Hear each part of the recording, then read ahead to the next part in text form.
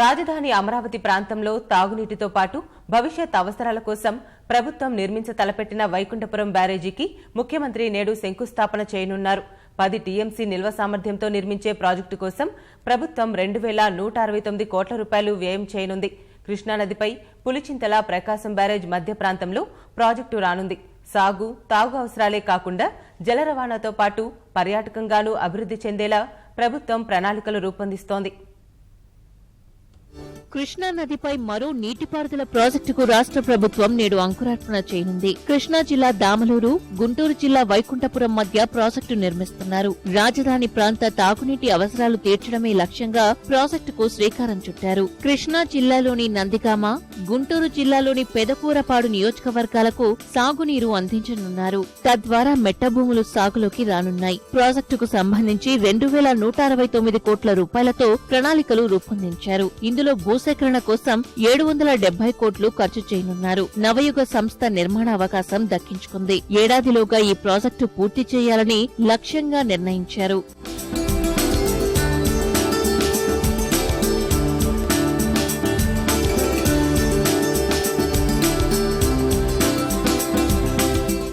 అమరావతి ప్రాంతంలో 2050 నాటికి 35 లక్షల జనాభా ఉంటారని అంచనా. అంతమందికి తాగు అవసరాలు తీర్చాలంటే ప్రకాశం బ్యారేజీపై మాత్రమే ఆధారపడితే సరిపోదు. అందుకే ప్రకాశం బ్యారేజీకి ఎగువ ప్రాంతంలో వైకుంఠపురం ప్రాజెక్టుకు ప్రభుత్వం రూపకల్పన చేసింది. దీనివల్ల రాజధానిలో భవిష్యత్తులో తాగునీటి సమస్య తలెత్తే అవకాశముండదు. బ్యారేజీ సమీప ప్రాంతాల్లో భూగర్భ జలాలు పెరుగుతాయి. పులిచింతల ప్రాజెక్టు తర్వాత ప్రకాశం బ్యారేజీ వరకు 90 కిలోమీటర్ల వరకు ఎలాంటి ఆనకట్టలు లేవు. ఇప్పుడు వైకుంఠపురం ప్రాజెక్టు నిర్మించే ప్రాంతానికి ఎగువ భాగంలోని కృష్ణానదిలోకి పాలేరు, మూనేరు, వైరా, కట్లేరు వచ్చి కలుస్తాయి. ప్రస్తుతానికి ఆ నీరు ప్రకాశం బ్యారేజీ చేరిన తర్వాత సముద్రంలోకి వదిలేస్తున్నారు. అదే వైకుంఠపురం వద్ద బ్యారేజీ వస్తే 10 టీఎంసీల నీటిని నిల్వ చేయవచ్చు.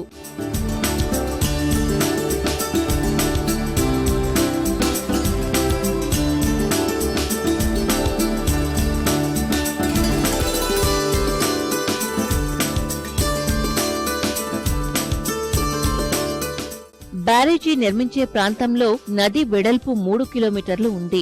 బ్యారేజీకి 68 గేట్లు నిర్మించేలా ప్రణాళిక రూపొందించారు. ప్రాజెక్టులో భాగంగా బ్యారేజీకి ఎగువన కృష్ణా జిల్లా వైపు 6, గుంటూరు జిల్లా వైపు 6 కిలోమీటర్ల మేర కరకట్ట నిర్మిస్తారు. దీనివల్ల నదికి వరదలు వచ్చిన సమయంలో తీర ప్రాంతాలకు ముంపు బాధ తప్పనుంది. అలాగే అమరావతి ఆలయానికి ఇబ్బంది లేకుండా 1.3 కిలోమీటర్ల మేర రక్షణ గోడ నిర్మిస్తారు. ప్రాజెక్టు నిర్మించే ప్రాంతానికి అతి సమీపంలోనే వైకుంఠపురం కొండపై వెంకటేశ్వర స్వామి ఆలయం ఉంది. సమీపంలోనే పంచరామాల్లో ఒకటైన అమరేశ్వర స్వామి ఆలయం, అమరావతి బౌద్ధ స్తూపం, మ్యూజియం ఉన్నాయి. అందుకే ఈ ప్రాంతం పర్యాటకంగానూ అభివృద్ధి చెందేందుకు అవకాశాలు ఉంటాయని ప్రభుత్వం భావిస్తోంది.